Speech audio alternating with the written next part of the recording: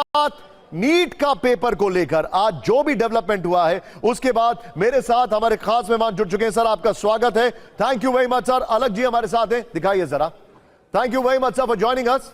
आपने समय निकाला। सर मेरा पहला सवाल आपसे यह है, क्या आपको लगता है कि नीट पेपर लीक एक संगठित नेटवर्क का हिस्सा है या ये एक सिस्टम की लापरवाही है?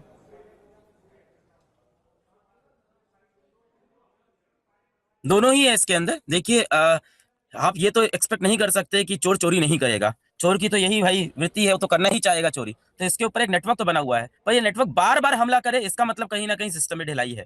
एक बार पेपर लीक हो तो मैं मान सकता हूँ कि ठीक है, किसी की नीयत खराब थी, पर इतनी आसानी से बार बार पेपर लीक हो रहा है। और आम जैसे लोग ऐसे नहीं कि बहुत बड़े क्रिमिनल्स हैं, बहुत बड़े टेररिस्ट हैं जो ये काम कर रहे हैं। आम लोग हैं, जो शिक्षक हैं, जो शिक्षा का धंधा करते हैं, कोई सरकारी ऑफिसर हैं जो नीट का पेपर 5 लाख रुपए में, 50,000 रुपए में लीक करते हैं। तो इसके अंदर कहीं ना कहीं सिस्टम की एक बड़ी फॉल्ट है। और मेरे ख्याल से सजा का प्रावधान बहुत ही सस्ता है। जितने भी लोग इन सब धांधली में पकड़े जाते हैं वो पहली बार नहीं पकड़े जाते हैं। आज जितने भी नाम इस नीट के सुर्खियों में बनेंगे, ये सारे नाम अगर आप जांच पड़ताल करेंगे तो पिछले 5 साल में भी ये नाम उठे होंगे, पर इनको ऐसी सजा ही नहीं हुई कभी कि इनको डर लगे, इनके हाथ कांपे अगली बार ऐसा कुछ करने में। अलग जी, पहले तो थैंक यू वेरी मच, आपने जो हमारे लिए समय निकाला। लेकिन मेरा आपसे एक सवाल यहां पर यह है, जब ऐसी कोई घटना होती है तो ट्रस्ट डेफिसिट कोचिंग इंस्टीट्यूट्स को लेकर होता है।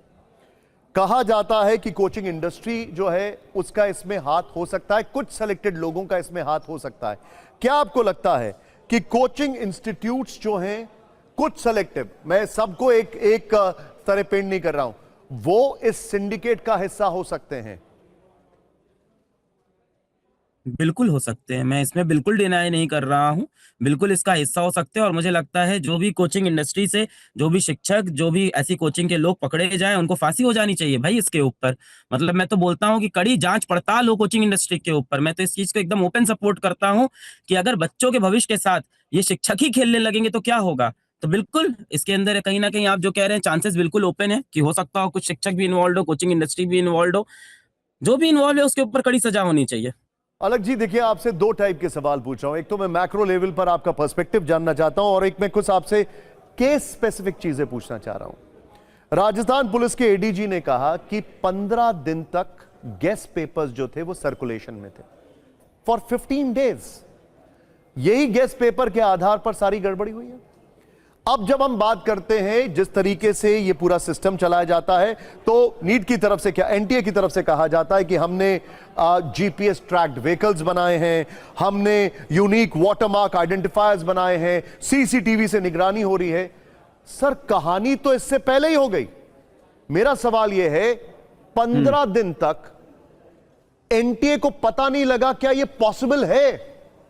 15 दिन तक या तो उनको पता नहीं लगा, देवर इनोसेंट, और देवर सिंपली केयरलेस।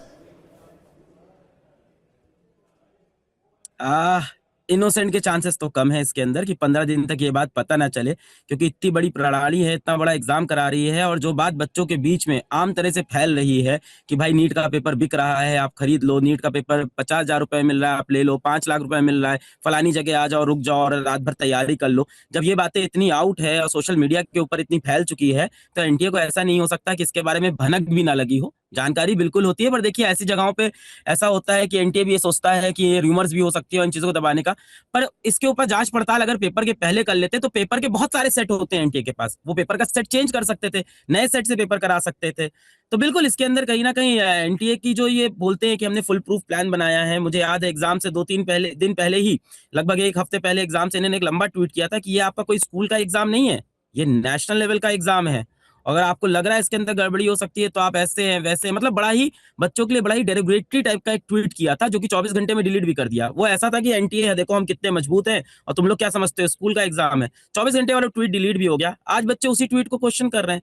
अगर आप बच्चों के पॉइंट ऑफ व्यू से सोचो तो बच्चों ने 2 साल अपना जान लगा के इस एग्जाम को दिया है, अपना सब कुछ ऐशो अलग जी, फिरना, माँ बाप, मैं आपसे यहां पर एक चीज मैं स्पेसिफिकली पूछूंगा। आपने कहा कि कई सेट ऑफ पेपर्स होते थे, अगर आप थोड़ा ध्यान देते तो 15 दिन में जो चीज इन सर्कुलेशन है आप उसको कंटेन कर सकते थे। एम आई राइट?